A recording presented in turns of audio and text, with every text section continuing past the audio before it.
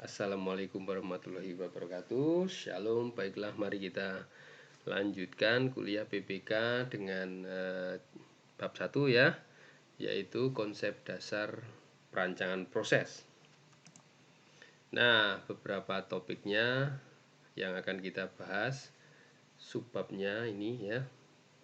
Ada formulasi masalah perancangan, lalu perancangan proses dan integrasi ya. Terus kita lanjutkan dengan hierarki perancangan proses kimia, onion model, batch dan continuous proses, lalu estimasi kapasitas, perlakuan atau pre-treatment dari raw material, dan yang terakhir adalah penentuan lokasi pabrik. Mudah-mudahan kita bisa sampai subbab 1-2 ini hari ini selesai ya. Setelah pengantar tadi kita lanjutkan dengan bab 1. Baik, formulasi dari masalah perancangan ya, problem design. Bagaimana pabrik kimia, chemical process plant ya, bagaimana pabrik kimia itu bisa berdiri. Diawali ya, pabrik kimia itu berdiri tentu saja diawali dengan suatu ide, gagasan ya, gagasan atau ide untuk completely new product atau produk baru ya, benar-benar produk baru, atau untuk memperbaiki improvement ya dari produk yang sudah ada atau existing produk. Berawal dari ide, kemudian muncul yang namanya feasibility study ya, feasibility study, studi kelayakan. Nah, nanti apakah profitnya reasonable atau tidak. Kalau layak, reasonable profit, lanjut dengan fase R&D, research and development. Pada tahapan ini atau fase ini kita akan melakukan collect data atau informasi ya, tentu saja, seperti kondisi operasi. Kondisi operasi itu bisa P, T, dan F, tekanan, suhu, flow, komposisi. Ya, ini diperoleh, kita develop dari fase research and development. Dilakukan penelitian, ya, kita mengumpulkan data atau informasi selengkap-lengkapnya. Nah, setelah datanya lengkap, baru kita melakukan tahapan perancangan proses. Nah, pada tahapan ini seorang teknik kimia, seorang insinyur teknik kimia ya, chemical engineer, itu nanti akan memutuskan peralatan apa saja yang diperlukan ya untuk masing-masing proses. Yang kedua, akan melakukan perhitungan sizing dari perhitungan ukuran ya, ukuran dari alat-alat tersebut atau sizing. Dan selanjutnya adalah pembuatan flow sheet. Jadi peralatan yang individu tadi diintegrasikan dalam suatu rangkaian alat yang namanya, gambarnya disebut dengan flow sheet atau proses flow diagram ya, proses flow diagram. Nah, atau kalau detail lengkap dengan instrumen dan pipa, ini namanya PNID. Ini adalah piping and instrumentation diagram, gitu ya. Nah, setelah tahapan perancangan proses, maka dilanjutkan dengan project engineering. Di sini kita buat pilot plan sampai full scale, skala full ya, skala pilot maupun full project engineering itu. Lalu dilanjutkan dengan construction engineering, konstruksi. Dan terakhir adalah market research engineering. Inilah tahapan-tahapan bagaimana pabrik itu bisa berdiri. Diawali ide, studi kelayakan, R&D, perancangan proses, project engineering, construction engineering, dan market research engineering. Gitu ya. Nah, formulasi desain problem diawali dari desain problem itu sendiri. Ya, desain problem di sini produk spesifikasinya tertentu, kemurniannya tertentu, ya. Lalu untuk specialty product ini perlu dengan staging desain produk ya. Jadi ada level-level stage design. Setelah desain problem, kita lanjutkan dengan proses desain atau perancangan proses. Nah, di tahapan perancangan proses ini kita perlu kondisi operasi, kondisi reaksi, info tentang kondisi ya. Ini tentu saja diperoleh pada tahapan research and development yang sudah kita bahas tadi. Selain itu juga kita akan menentukan kapasitas dan kalkulasi kebutuhan energi, gitu ya.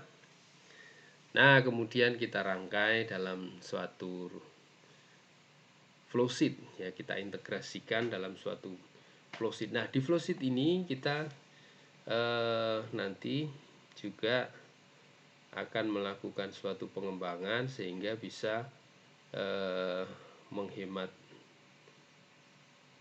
reaktan, menghemat energi, maka harus kita lakukan recycle maupun integrasi panas. Nah, recycle itu bisa mass recycle. Yang di recycle itu bisa mass, massa, ataupun heat ya, panas.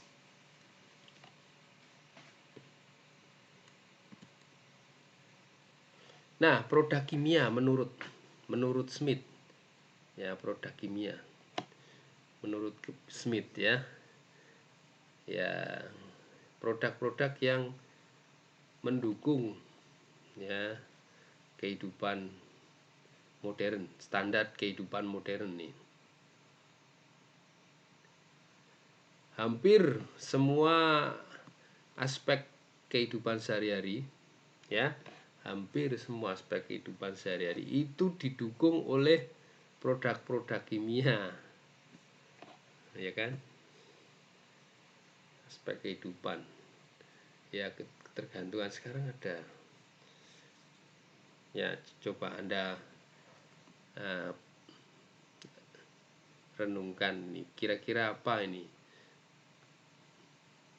aspek kehidupanmu yang didukung oleh produk kimia, kira-kira apa ya? Banyak ya, sebutkan. Nah, ada 3 kelas dari produk kimia, yaitu komoditi, produk komoditi atau bulk chemical, fine chemical, dan specialty. Ini khusus nih, specialty, spesial ya. Jadi berdasarkan efek atau fungsinya ya. Untuk bulk chemical contohnya ini ya, ini asam sulfat, nitrogen, oksigen, etilen, klorin.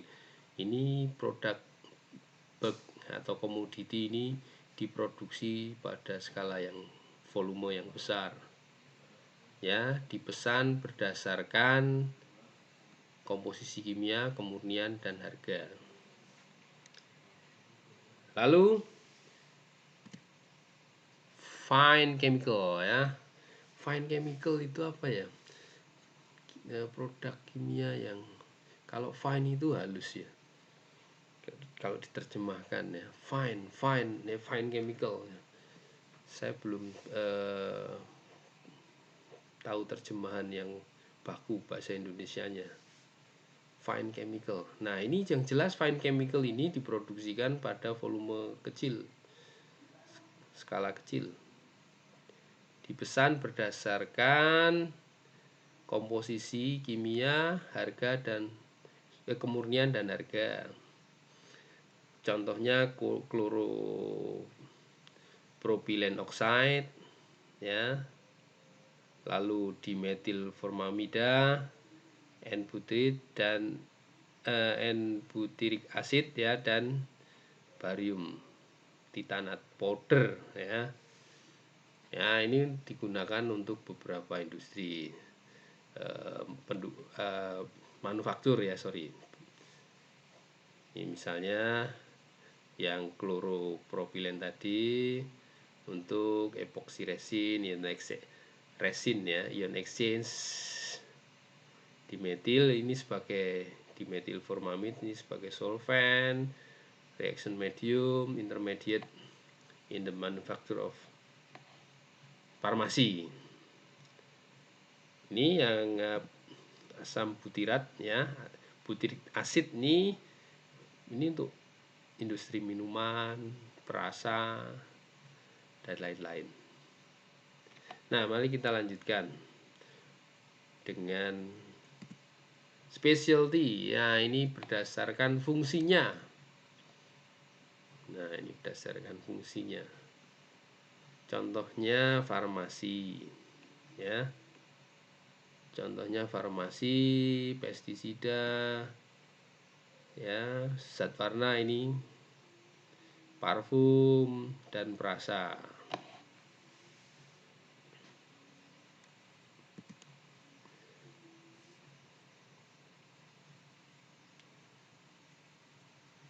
Perancangan proses kimia dan integrasi. Mari kita lanjutkan. Nah, menurut Smith ya, Robin Smith ya, transformasi raw material menjadi produk yang diinginkan biasanya tidak dapat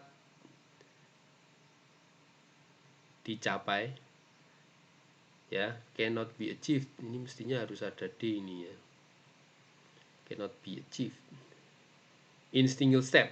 Biasanya tidak bisa dicapai dalam single step atau tahapan tunggal, tetapi melalui beberapa step ya. Jadi transformasi raw material menjadi produk yang diinginkan biasanya dicapai melalui beberapa tahapan, yaitu reaksi, separasi, pencampuran, pemanasan, pendinginan, perubahan tekanan ya, perubahan ukuran ya, dan lain-lain. Ini transformasi raw material menjadi produk. Nah, sintesa dari proses kimia meliputi dua aktivitas besar atau luas. Dua aktivitas besar itu adalah pemilihan tahapan transformasi individual. Kita pilih. Kemudian setelah kita punya tahapan transformasi individual, kita akan menginterkoneksikan tahapan individual tadi, transformasi individual, untuk membangun suatu struktur yang lengkap ya. dan sampai diperoleh yang namanya flow sheet. Nah, sampai flow sheet. Nah, ketika kita sudah mempunyai flow sheet itu tadi lainnya adalah PFD ya, maka kita bisa melakukan simulasi proses. Nah, seperti itu. Simulasi proses kita lakukan untuk memprediksi bagaimana kalau inputnya diubah, outputnya seperti apa. Bagaimana kalau laju alirnya diubah, outputnya seperti apa. Bagaimana kalau suhu reaktor diubah, maka pengaruhnya terhadap laju reaksi, sehingga produknya nanti seperti apa. Nah, itu kita bisa lakukan simulasi. Nah, ini contoh sintesis ini ya. Perancangan proses diawali dengan sintesa suatu proses untuk mengkonversikan raw material menjadi produk-produk yang diinginkan. Nih, kita punya umpan. Nah, umpan ini awalnya melalui tahapan-tahapan individual nih. Ya, kalau kita lihat nih ada tahapan-tahapan individualnya ini seperti ini. Kita lihat ini ada panah ya, alat ini penukar panas nih. Nah, simbolnya ada yang panahnya naik, ini panahnya naik ya, dan ini yang panahnya turun. Nah, biasanya yang naik ini cooler ya, ini biasanya kita sebut cooler nih, yang ini heater. Ini ada kompresor, ada reaktor ya, ini semacam plug flow reaktor. Ini ada pemisah, ini kalau ini gambar ini jelas nih MD. Nah, kemudian berawal dari sintesa suatu proses untuk mengkonversikan raw material menjadi produk ya, jadi kita punya step-step individual. Ini individual. Nah, step-step individual ini kita integrasikan dalam suatu flow sheet nih. Ini dalam suatu flow sheet